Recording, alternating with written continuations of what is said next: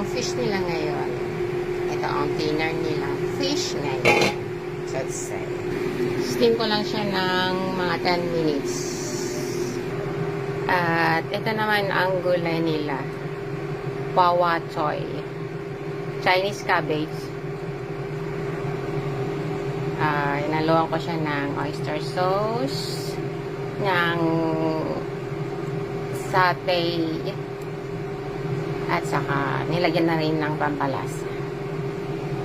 Experiment 102 na naman yan. At ito ang side dish nila ngayon. Chasiw. O konti nga lang binili ni Amo. Ewan kung magkakasya sa kanila yan. Ito naman ang aking dinner. Fried rice. Yung kanin kaninang umaga.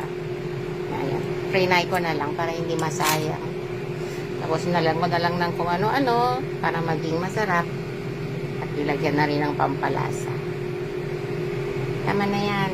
Kahit na hindi na mag-ulam kasi nandyan na lahat. Pati ulam. So, yan ang dinner today.